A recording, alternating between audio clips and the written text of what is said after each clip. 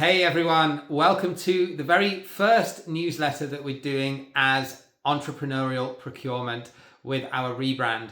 This is a completely unplugged video. I have no notes, I have no script. I just wanted to give a couple of minutes walkthrough of really why we've done that, some of the logic behind it, and hopefully to convince you to stay on the journey with us as we move into this exciting new chapter. So what is entrepreneurial procurement? What does it mean to me? And why did I decide to do this?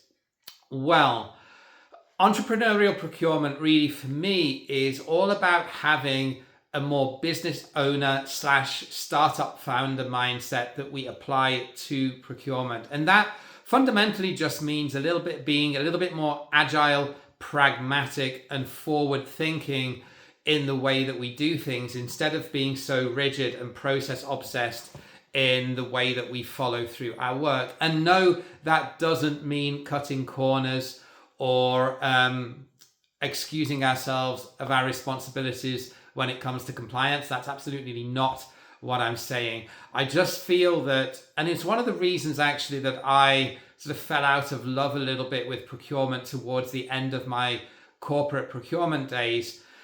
I felt like a very well-paid admin assistant a lot of the time in my role as a category manager. And that wasn't the only factor, but it was certainly one of the factors that led me to go down this more entrepreneurial path of running my own business and doing my own thing.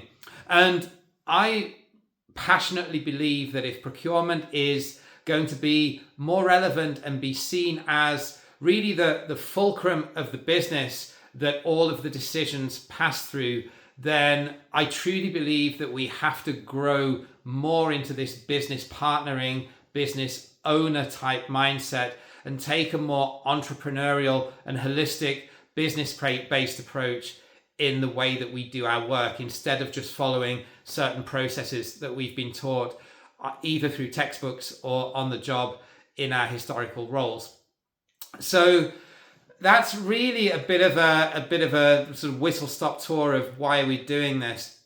In terms of how will the content change going forward, in terms of where I think entrepreneurial procurement has the biggest potential, and you may have sort of felt me sort of slowly pivoting towards this over the past few months, but I feel that entrepreneurial procurement has the biggest potential in new forward-thinking organizations, fast growth companies, small and mid-sized, mid-market businesses, companies that have greenfield procurement organizations or small procurement teams and that don't have a lot of legacy tech that is really holding you back. You know, if you're running some legacy application that's 15, 20 years old, you know, really you probably need to rip it out and start again. But the reality is, probably your CFO or your COO is not going to agree to do that because they've invested a lot of political capital in bringing in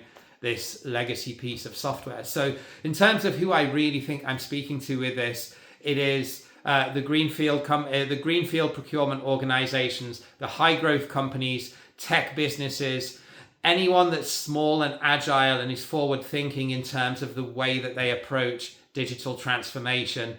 And that want to try doing something perhaps a little bit more risky or a little bit more unconventional. Now, you may have also seen, and if you've been reading the newsletter for a while, or if you followed me on LinkedIn, that we've also launched a product, which is our very first product, and that is our no-code contract management app.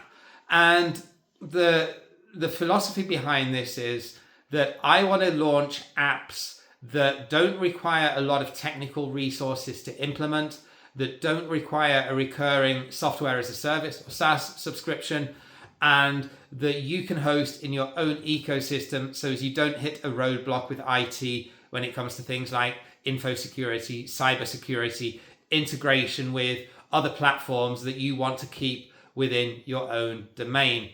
We've got two other apps in the pipeline. One of them is going to be all around supplier onboarding, and the other one is going to be all around how to report savings and value without having to use Excel or SharePoint to do that. So as you have an ecosystem of reporting and monitoring your projects that stakeholders, even suppliers, if you want them to, could have limited access to. They are 3 problems that I think that I can easily solve without having to get deep into the weeds of really learning how to manage a team of software developers, which I definitely don't want to do. So contract management, supplier onboarding, and savings and value reporting, they're the 3 that I'm going to double down on. So if you're perhaps watching this and thinking, this is a problem that I'm currently managing in a spreadsheet or in SharePoint, or even, God forbid, on your C drive, then hit reply, drop me a message, and I'd love to have a chat with you. Not going to try and sell you anything, but I'd love to have a quick one-to-one chat just to learn a little bit more around what your specific challenges are and what you would like to see specifically in these apps that we're developing. Because it's only when I speak to more people like you that I feel that I can really serve you. But as I mentioned, and with this whole pivot towards entrepreneurial procurement, I have to be on the same wavelength as you, my audience. So if a lot of you watching this feel more comfortable in perhaps more corporate, more regimented, more, dare I say, rigid or structured procurement teams, then the content that I'm going to put out in future might not be a good fit for you. And I just wanted to give you a heads up on that as well. So with that said, I will bid you a very good Sunday night or a very great start to your week on Monday morning, whenever it is that you're watching or reading this, and have a great start to your week. Thank you for getting to the end, and look forward to really hopefully inspiring you with productive and disruptive content as we follow this entrepreneurial procurement journey. Take care.